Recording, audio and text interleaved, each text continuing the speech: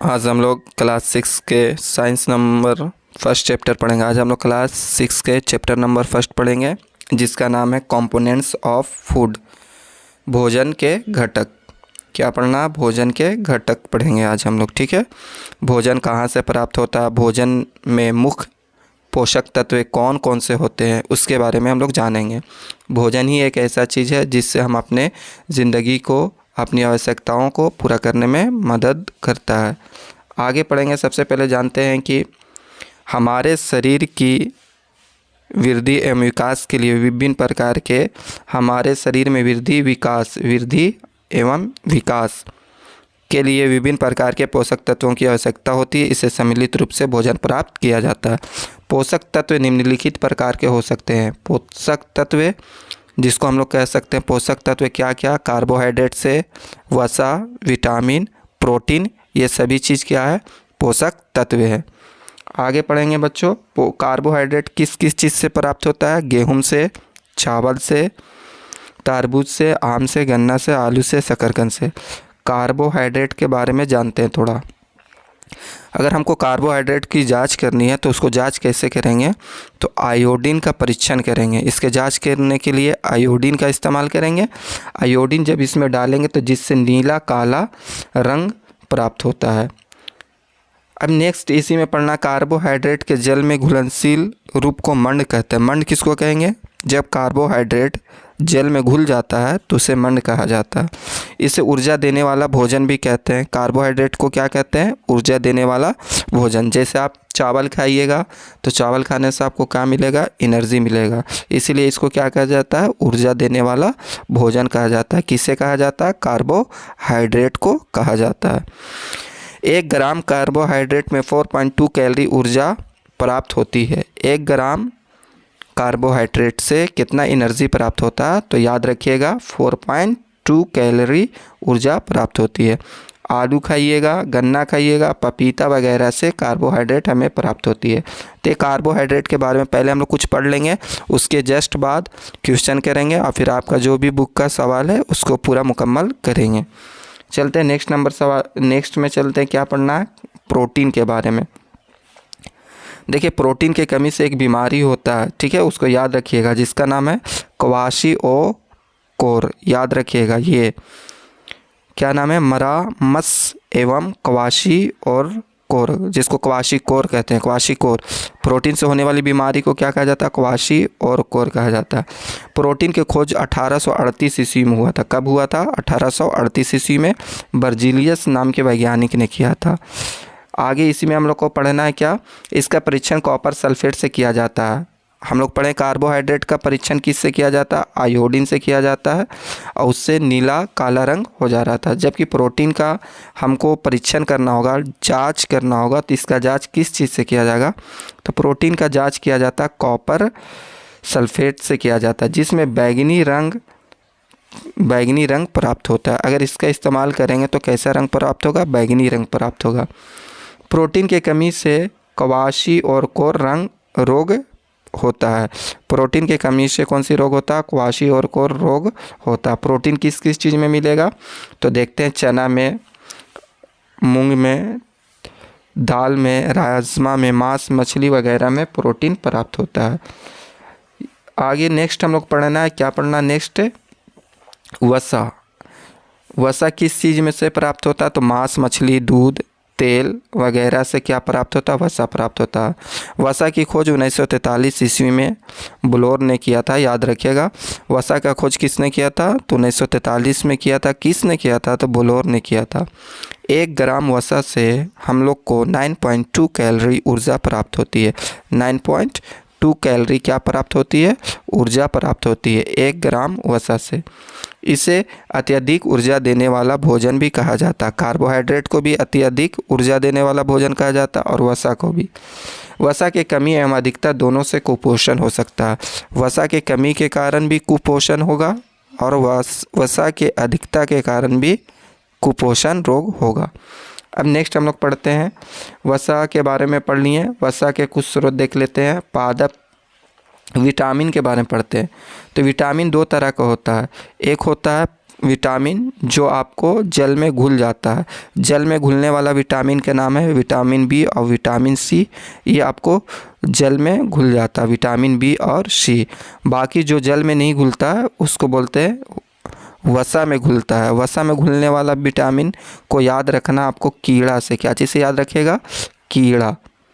कीड़ा से याद रखिएगा। ये जो होता है ये किस चीज़ में घुलता है? तो वसा में घुलता है। वसा में घुलने वाले विटामिन कौन कौन है? तो वसा में घुलने वाले vitamin vitamin A, vitamin D, vitamin E, vitamin के। इसको पढ़िएगा कीड़ा। क्या पढ़ेंगे हम लोग? कीड़ा। विटामिन के, vitamin E, vitamin D, vitamin A किस चीज़ में घुलता है? तो वसा में घुलता है। जल में घुलने वाला विटामिन बी और सी किस चीज़ में घुल जाता है? जल में। विटामिन का खोज कौन से वैज्ञानिक ने किया था? तो विटामिन का खोज जो हुआ था फंक ने किया था। किसने किया था? फंक। याद रखिएगा। इससे किसी भी प्रकार की ऊर्जा प्राप्त नहीं होती है। याद रखिएगा, विटामिन से किसी भी तरह का ऊर्जा प्राप्त नहीं होता। विटामिन से ऊर्जा प्राप्त नहीं होता। यह शरीर की उपापचयी क्रियाओं एवं रोग से बचने में सहायता करता है। विटामिन 2 प्रकार के होते हैं। अभी हम बताएं जल में घुलनशील कौन कौन? बी और सी। और एक होता है वसा में घुलनशील विटामिन ए, डी और के।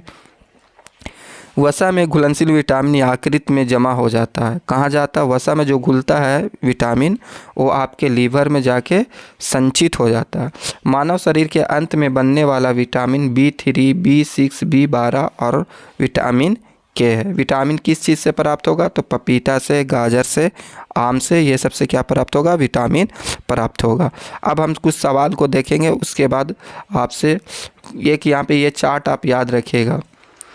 यहाँ पे देखिए विटामिन का नाम है ए। क्या नाम है? विटामिन का नाम क्या है? ए।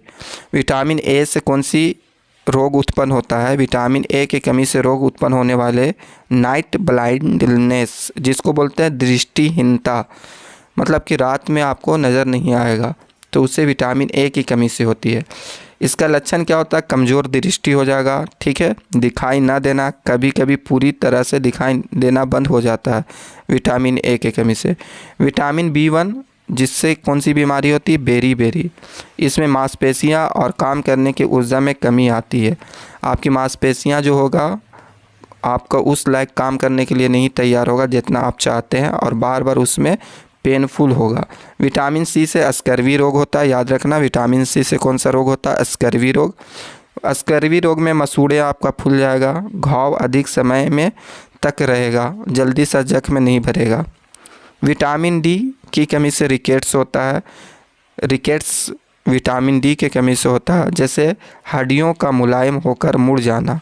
मतलब जिस इंसान का हड्डी दम कमज़ोर है उसके अंदर की बीमारी विटामिन कौन सी कमी के कारण? विटामिन डी के कमी के कारण उसके हड्डी कमज़ोर है, जिसे रिकेट्स कहते हैं। अगला कैल्शियम। कैल्शियम की कमी से क्या होता है? आस्थिया और दंत क्षय, मतलब हड्डी और जो आपका दांत है वो कमज़ोर होता है कैल्शियम की वजह से, ठीक है। आयोडीन की कमी से घेंगा रोग उत्पन्न होता है। इससे गर्दन की ग्रंथि का फूल जाना, बच्चों में मानसिक विकलांगता इसके कारण आता है। लोहा की कमी से कौन से? अरक्तता, जिसको बोलते हैं हम लोग एनीमिया। एनीमिया बीमारी कौन सी कमी से होता है? लोहा की कमी से होता है। आई होप इतना समझ में आ गया होगा। अब थोड़ा हम लोग आगे चलेंगे, क्या पढ़ेंगे? इससे जो भी सवाल पूछा गया उसको देखेंगे। एनसीईआरटी का जो भी सवाल है उसको हम लोग देखते हैं, ठीक है। तो यहाँ से एनसीईआरटी का पहला नंबर सवाल है, आपको बताना निम्न में से भोजन के घटक कौन से है? प्रोटीन है, विटामिन है, कार्बोहाइड्रेट है। तो क्या इसका राइट आंसर हो जाएगा? इनमें से सभी हो जाएगा। अगला नंबर सवाल है आयोडीन की कमी से कौन सा रोग उत्पन्न होता है? आयोडीन की कमी से कौन सा रोग उत्पन्न होता है? तो इसका आंसर होगा घेंघा। रिकेट्स किसके कमी से होता है? रिकेट्स होता है विटामिन डी के कमी से होता है। आहारी रेशे का दूसरा नाम क्या है? तो आहारी रेशे का दूसरा नाम क्या है? रुक्षांश। याद रखिएगा, 12 का आंसर होगा रुक्षांश। आहारी रेशे का अगला सवाल है रिकेट्स किस विटामिन के कारण होता है? तो अभी हम लोग पढ़े रिकेट्स किस बीमारी के कारण किस विटामिन के कारण होता है? तो विटामिन डी के कारण होता है। किसके कारण? विटामिन डी के कारण। विटामिन सी के अभाव से कौन सा रोग होता है? अभाव मतलब होता है कमी। विटामिन सी के कमी से कौन सा रोग होता है? तो याद रखिएगा स्कर्वी। बेरी किसकी कमी से? विटामिन बी के कमी से। और विटामिन डी के कमी से रिकेट्स होता है, और विटामिन सी के कमी से स्कर्वी रोग होता है। तो इसका राइट आंसर स्कर्वी हो जाएगा। अगला नंबर सवाल में आते हैं, वह खनिज जो अस्थियों को लिए आवश्यक है, वह खनिज जो अस्थियों के लिए क्या है, आवश्यक है। तो इसका राइट आंसर आपको बताना है बच्चों क्या होगा। तो अस्थियां के मतलब दांत होता है, तो कैल्शियम। इसका राइट आंसर क्या हो जाएगा, कैल्शियम। अगला नंबर सवाल आप में आते हैं, पोषक जो हमारे शरीर के वृद्धि और अनुसरण के लिए आवश्यक है, वृद्धि और अनुसरण के लिए क्या है, आवश्यक है। ऑप्शन ए है प्रोटीन, बी में है विटामिन, सी में है वसा और डी में है जल। तो इसका राइट आंसर हो जाएगा प्रोटीन। क्या हो जाएगा बच्चों, राइट आंसर प्रोटीन। अगला नंबर सवाल है 17 नंबर सवाल में आता है, पोषक जो मुख्य रूप से हमारे शरीर को ऊर्जा देता है उसे क्या कहते हैं। तो उसका राइट आंसर हो जाएगा, जो मुख्य रूप से ऊर्जा देता है उसको बोलते हैं हम लोग कार्बोहाइड्रेट। पकाने में कौन सी विटामिन नष्ट होती है, बहुत इंपॉर्टेंट है। तो पकाने में जो विटामिन नष्ट होता है उसका नाम आपको बताना है। तो इसका राइट आंसर विटामिन सी होता है।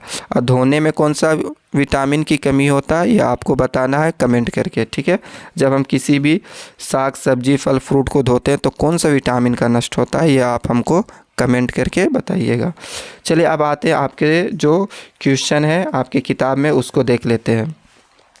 अगर अच्छा वीडियो लग रहा है तो लाइक एंड सब्सक्राइब करते जाइएगा, ठीक है। सबसे पहला नंबर सवाल है, हमारे भोजन के मुख्य पोषक तत्वों के नाम लिखिए।